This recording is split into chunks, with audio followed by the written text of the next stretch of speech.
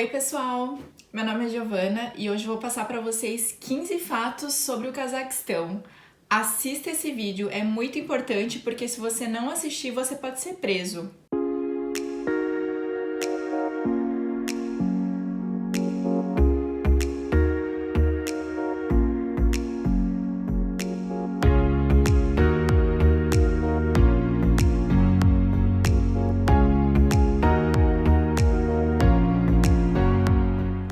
O primeiro fato sobre o Cazaquistão é que brasileiros não precisam de visto para entrar no país e podem ficar até 30 dias por lá. E um fato muito importante já na entrada do país, assim que você for passar pelo guichê da imigração, você vai ver um balcãozinho com algumas fichas. Você vai ter que preencher essas fichas, que nada mais são do que o seu cadastro de entrada no país.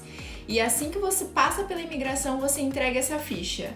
O policial ele vai carimbar essa ficha e é muito importante você guardá-la. Na hora que você for sair do país, eles vão pedir de novo. E se você não tiver essa ficha, você pode ser preso. Esse é meu passaporte brasileiro e eu vou mostrar para vocês o meu carimbo. Então, o carimbo do Cazaquistão é assim. É esse verde, esse roxo. Esse do meio é da Ucrânia, tá? Então, do Cazaquistão são esses. Eu sinceramente não sei entender por que a diferença de cor, né? Em um carimbo tinha de uma cor, no outro de outra, eu não sei o que muda, mas de qualquer forma eu não tive problema nenhum em passar. O segundo fato importante é você sempre ter o telefone e o e-mail do consulado brasileiro em mãos. O Cazaquistão, até poucos meses atrás, ele exigia que todos os turistas se cadastrassem em um prazo de 5 dias em uma polícia local. E turistas que não se registrassem corriam o risco de serem retidos na saída do país. Então, de novo, você poderia ser preso se você não se registrasse.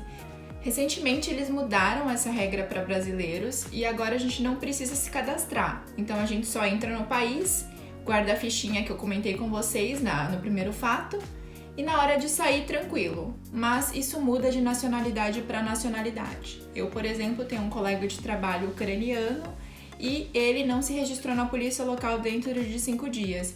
Então, quando ele saiu do Cazaquistão, ele teve problema na imigração. Ele foi retido, tiveram que levar ele pra polícia, e aí um colega dele foi buscar e foi liberar ele lá na estação policial. Então, para brasileiros isso não acontece, porque a gente não precisa fazer esse registro, mas é sempre bom ter o telefone do consulado por via das dúvidas. Eu mesma não tive problemas ao sair do Cazaquistão, eu já fui pro Cazaquistão 2 vezes. Na primeira vez que eu fui, eu me registrei de fato na polícia. Na verdade, chegando no meu hotel, eu pedi para eles me ajudarem e eles me registraram. E aí eu saí da primeira vez tranquilo. Mas na segunda vez que eu fui, já tinham mudado essa regra para brasileiros e me falaram que eu não precisava me registrar. Então eu confesso que eu fiquei com um pouco de medo, mas na hora que eu saí do país, de fato, eu não tive problemas. O que aconteceu?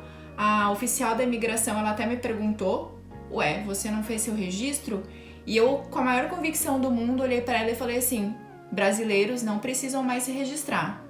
E aí ela me olhou um pouco confusa, ela saiu do guichê, acho que foi confirmar essa informação com algum superior.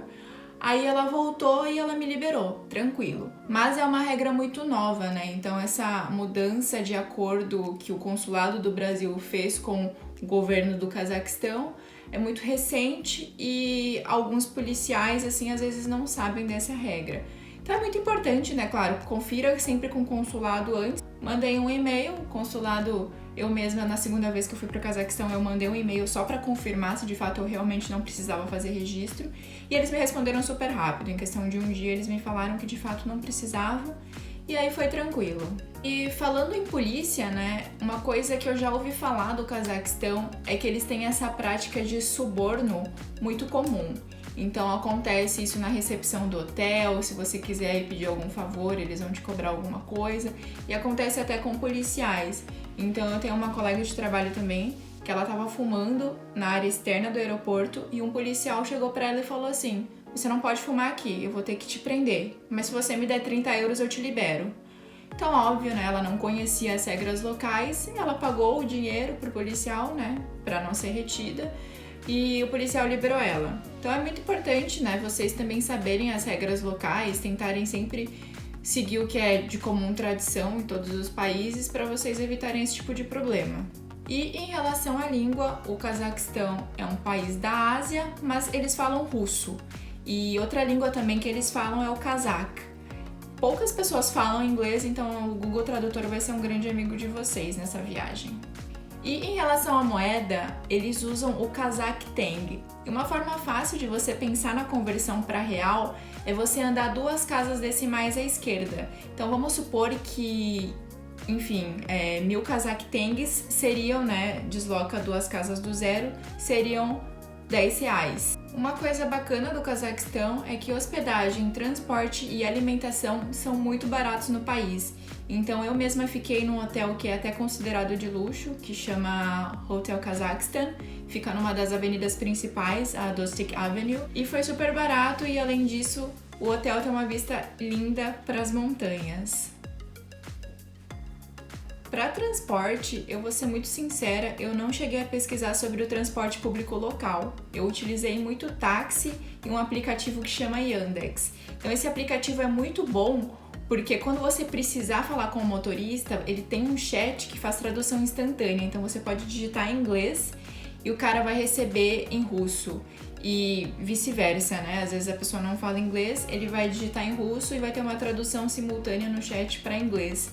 Então eu acho muito prático usar esse aplicativo. E já saindo do aeroporto, eu tentaria comprar um chip de telefone por lá mesmo. Eu não sei se tem no aeroporto, mas de qualquer forma, se tiver, vale a pena comprar, porque aí vocês já podem pedir um Yandex na saída. O Yandex do aeroporto de Almaty até o centro da cidade, por exemplo, ele custa em torno de uns 2.000 Kazakh Tenges, que vai ser mais ou menos R$20. E os taxistas, por sua vez, eles chegam a cobrar 10.000 Kazakh Tenges por esse trecho. Então, R$100. Então, acho que vale muito mais a pena pedir um Yandex. E falando um pouco sobre SIM card, eu não tenho muito conhecimento, mas 2 operadoras que eu sei que tem lá é a Beeline e a Kcell. Eu, no meu celular, cheguei a usar o chip da Kcell e funcionou perfeito. E uma coisa interessante do Cazaquistão é que o país tem muita referência soviética. O Cazaquistão foi o último país a se separar da União Soviética em 1992, então você vai ver muito da arquitetura, você vai ver muito da literatura, muito assim dos hábitos mesmo, que dá para lembrar um pouco da época soviética. E após a separação da União Soviética, o presidente indicado foi indicado pelo governo russo e, se eu não me engano, ele ficou no poder até ano passado. E era o famoso Nur-Sultan. Inclusive, eles mudaram o nome da capital, que era Astana, para Nur-Sultan, em homenagem a esse governante que se aposentou. E conversando com amigos que moram no Cazaquistão, colegas de trabalho, eles me falaram que o Cazaquistão vive uma espécie de ditadura, porque a mídia é inteira controlada pelo governo e você não pode expor uma ideia ou, enfim, uma opinião que seja contrária ao governo. Não existe protesto, não existe greve no Cazaquistão, porque simplesmente a polícia prende todas as pessoas, todos os grupos que tentam expor uma opinião diversa. Apesar disso, como turista, eu não percebi nada de anormal. Eu fiquei só em Almaty, no Cazaquistão, e eu achei a cidade linda, maravilhosa, bem europeia, super limpa e segura. Então você, como turista, também não vai perceber nada de anormal, mas eu achei interessante compartilhar esse fato com vocês, porque diz muito a respeito da população que mora no país. E a culinária do Cazaquistão é bem diferente. Então, por exemplo, eles consomem muita carne de cavalo. Se você não for vegetariano, eu recomendo você até experimentar. Pra ser super sincera, na minha opinião, eu achei que a carne de cavalo até lembra um pouco a carne de boi, só que ela tem um gosto mais forte. E eu recomendo também você experimentar os laticínios. Tem uma grande diversidade de produtos que eles fazem com leites de diversos animais. E um queijo que eu gostei muito chama curd, que são umas bolinhas bem duras. Vou colocar uma foto aqui, mas eu recomendo muito vocês experimentarem. E sobre a melhor época do ano para ir para o Cazaquistão, eu diria que o verão, em junho, julho, seria uma época ideal, porque a temperatura tá mais ou menos em torno de uns 20, 25 graus. Eu não iria pro inverno lá, simplesmente porque as temperaturas podem chegar a menos 20. Mas caso você queira ir para aproveitar para esquiar, para fazer algum esporte de inverno, vale a pena ir. E de um modo geral, eu achei que o povo do Cazaquistão é mais fechado e sério. Apesar deles serem muito educados, muito civilizados, eles não são de puxar papo com desconhecidos. Então não estranhe se você for tentar conversar e a pessoa não sorrir de volta. Gente, eu não sei já nem mais quantos fatos eu falei, porque no começo do vídeo eu falei que seriam 15.